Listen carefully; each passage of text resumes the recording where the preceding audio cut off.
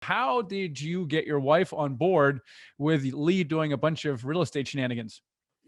Again, we're people of faith, so it's definitely been more of a journey with her in trusting God that he put us together for a reason, and he gave me these gifting different than her and these different passions. So that's a big part of it. But just starting small, Michael. I mean, she always said, Lee, like, I have no reason to trust this real estate thing. I have no reason to trust you in this real estate thing. But over time, she'd say time plus believable behavior, equals trust. So again, that's why we started with the flip. Next, we went to a duplex. So we just, took what I felt like were small steps. And I honestly, left to my own devices, Michael, I probably would have jumped in like you, and I would have done, it would have been your story of like 3 dozen flips before I realized, hey, this is just another job. So it's really been a blessing in disguise for me to have a wife that, has forced me to slow down and think through things. And she's like, hey, I thought this was supposed to be passive income. I thought this was supposed to be investing. This doesn't feel like that. And you're telling me it's not that. So why are we doing that? So yeah, it's definitely been a journey. It's been a journey. It's not But easy. the different, I can't judge you entirely, Lee, because you got into flipping a single family house with the intent of getting into multifamily, right? Is that Mhm. okay? So you just Correct. felt like this was a way to go leg into it, which, and there's nothing wrong. It's the same thing. This is why the law of the first deal is triggered even with something as small as a duplex, but it Sure. doesn't, it's not triggered for someone who's a single family house investor who happens to have a duplex. It's totally different. Because that Hmm. investor is just going to get another duplex or another single family house. So this is just a little bit different. So what did you do? How did Absolutely. you ease what else did you do to get into multifamily? What did you do? I mean, what kind of resources or people did you surround yourself? What allowed you to get into Yeah. the multifamily space? Yeah, the step that was critical for me, Michael, was joining my local RIA. And I'm in Cincinnati, Dayton, Ohio, and I joined the Cincinnati RIA. And there is an apartment focus group in that RIA. And the guy that is leading that kind of became a mentor to me, and he was teaching us to underwrite. And I think that's the skill that you're not really going to get no matter how many flips you do, no matter how much you're into real estate, to learn to underwrite multifamily deals. And that's why you guys do so well and teach people that, because that is an important skill. So he started teaching me that. And as you're doing that, to me, you become more and more comfortable with multifamily in general, and how could I possibly offer on multifamily, and how's it going to make money, and just all those things. So that was a very critical step. Reminder, you guys, that we have Deal Maker Live coming this July 16 to 17 in Dallas at the Hilton Anatole. Tickets are going on sale right now. Go to dealmakerliveevent.com. It is going to be the premier multifamily event, and it is going to be in person. We also have a virtual option if you prefer that. But I am so excited. We have a lot of cool guests, and man, we got Brandon Turner speaking there. We actually got a really cool MC. Now, I'm normally doing the one MC. I really enjoy it, but we have a professional coming. I just can't wait. I can't even tell you who it is.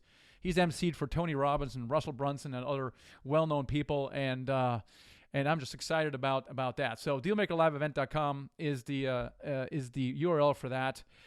So I love that you said that, Lee, because I actually say a similar thing often to people. It's like, well, because you need skills to be able to add value to the industry, Mm-hmm. right? And so I think one of the best skills you can learn early on is the underwriting, because you start to understand the framework of the business from a number standpoint, Yeah. and you can start to see everything else. Everything else kind of falls into place around there. Like, oh yeah, that's why we're changing those toilets. That's, it lowers the water, Uh-huh. whatever else it Yep. is.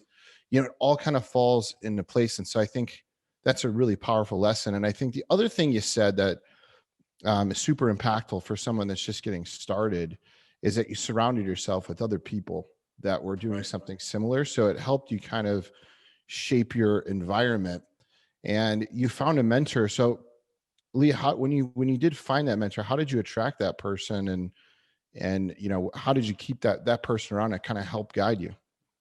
Yeah, good question. I think mentors are just so important. I mean, it was so vital to me, and it's been that way for so many other people. So, he was very open with his time. I mean, he was leading this group, so he was open with the group. And hey, if you want to send me some deals you're underwriting, be more than happy to look through them with you. So I just started doing that. And Garrett, I would just say that maybe I don't know what other people have done in that group, but I mean, he could tell that I was in and I was ready. I'd done a couple of small deals. I'd never done a multifamily, but I'm doing this. And when he said, hey, well, if this is the offer price you came up, why don't you go ahead and call the broker? Why don't you talk to him? Okay. And I would do that. And then I would come back, hey, I got some more information. I would, so you could tell there was a lot of follow through there. It wasn't, too often it's like, hey, I'm willing to do a little bit of work, but hey, mentor, can you kind of do a lot of it for me and like really, really pull me into my first deal? For me, it was like, man, if you can just give me just a little bit, I'll fly into that first deal. If I just feel like you're kind of behind me, like, just telling me little bits and pieces. So I think he was like, hey man, this guy's going to go get it. And I'm willing to help him just a little bit here and there. Yeah. It's also leading with value. So I've also studied this quite a bit. It's like, how do you get in front of people that you want to mentor you? And the number one thing you can do to get your foot in the door is to like lead with some kind of value into their life. Hey, I noticed this about, what you're doing. I just had a question on it, and I thought maybe I've worked over here and I saw this, so anything that you can provide that's going to give them value, gets your foot in the door. And I think, Lee, what you did was really great, because you were, you're like, listen, you don't got to give me much. I'll figure out the rest. I just need to get past this hump. Too many people want that person to do a lot of stuff, and their time is often is valuable. And so they look at things that way. So, there is an equal value exchange when it comes to the mentor-mentee relationship. It's just finding where that is and then leading into it. And I think hearing what you said, it's kind of what you achieved in that. Now, how did you raise the money for those first or one or two deals? Did you use your own money? Was it a joint venture? Did you syndicate it? What did you do there? Yeah, well, good question, because I think a great way to get started is just family and friends. If you've got most people have some people that could lend us some money. So those first, I did three, Michael. I did in the fall of 2018 or 2019, into the winter of 2019, I did a 16 unit, an 8 unit, and a 10 unit. And it was all with close friends, family, and then a little bit of my own money, but mostly friends and family money. And we just did simple joint ventures. These were small, dollar deals. And so we just did simple joint ventures, which keeps it pretty simple to get started. Yeah, absolutely. And you recently did your first syndication though as well. Talk about that. Correct. Yeah. So after doing those three deals, getting my confidence, and I took basically a whole year into the fall of 2020 to reposition those three properties, because there were some pretty heavy value add properties, which is how we were able to get some good deals on them.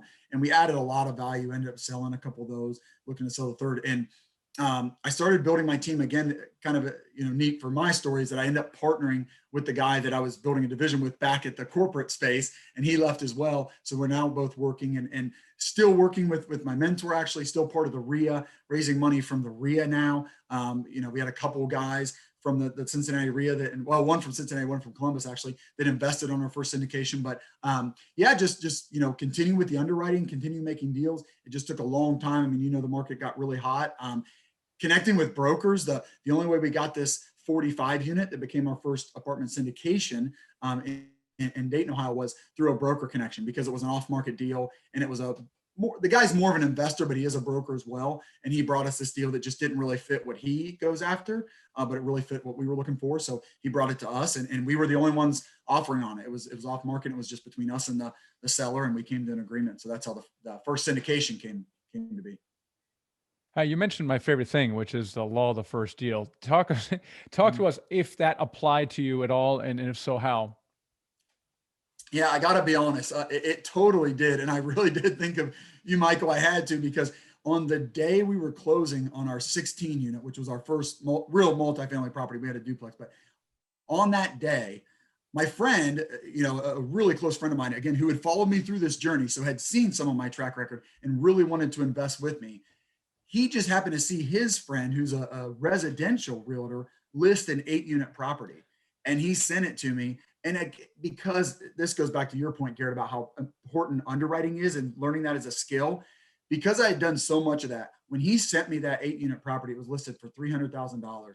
Looking into it for a few minutes, I knew it was at least worth getting it under contract. Again, you still have an inspection, right? So you can still get out of it. But on the day I was closing on my 16 unit, we put an 8 unit under contract that we ended up closing on. So yeah, the law of the first deal could not have been more relevant. And I thought of you guys, this podcast when that happened. Why do you think the law works based on your own experience? What do you think happens when you close that first deal? I think it's a couple of things, Michael. One is just your own personal confidence. Getting a deal takes so much, and getting all the way to closing. But as soon as you do, it's almost immediately not as scary. So, as soon as he sends me that 8 unit, it's like, put it under contract right now. Like I just did this. I know how to do it. You just, as soon as you learn how to ride a bike, you can hop on your bike anytime you want and take off, right? And it's kind of the same thing. The other thing is just building up that team. So by now I have a property management company that I feel very confident in. So now it's like, I'm not even the one managing the property. So now that I have, and I feel better about getting lending, I've got my mentor there and investors. So because my buddy saw me do the 16 unit and was bummed he didn't get in on it, I knew he was going to be in on this 8 unit. So a few things there. You're just building up momentum. Yeah. Yeah, you really, really are. Track record. All right, let's talk about your transition into a full-time investor, right? How did you decide when to do that? And the reason I ask is there's some people who, they burn the boats. I got 6 months, 12 months of savings, and they're like, I'm all in. And I wouldn't recommend it, but I respect it. Right. And some people hang on like 3 years after they've covered like their living expenses like 10 times because they're like, I can't leave my job, but I can. And how did you make the decision of when it was right to leave or at least transition from being full-time job to full-time investor?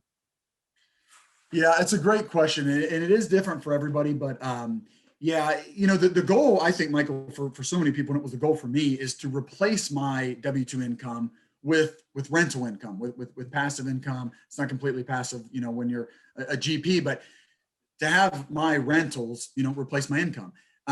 Frankly, underlying theme here is that I really wanted to leave my job. I mean, I was becoming somewhat unhappy with my job, but almost more than that, I was becoming more and more excited about real estate. So there was something, I was doing this that I didn't like, but over here, I really like this and I wanted to move into that. So I wanted to go really bad.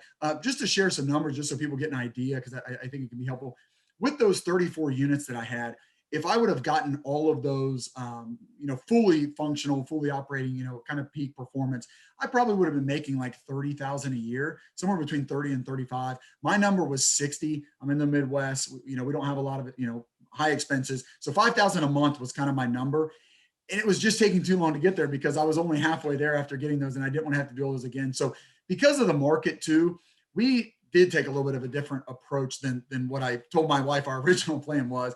And so we ended up selling our 16 unit and our 8 unit because there was so much equity in these buildings. We decided to take all that out with a sale and realize all that income. And then what it ended up doing for us is giving us a cushion, giving us a runway, and actually a few years worth of a runway. So I said, all right, if I've done this much while working full time, if I could go into real estate full time, I can repeat this and do even more over the next few years with this runway. And that's exactly right. And so you're achieving the same thing as the first people I just described who burned the boats. There's a runway there.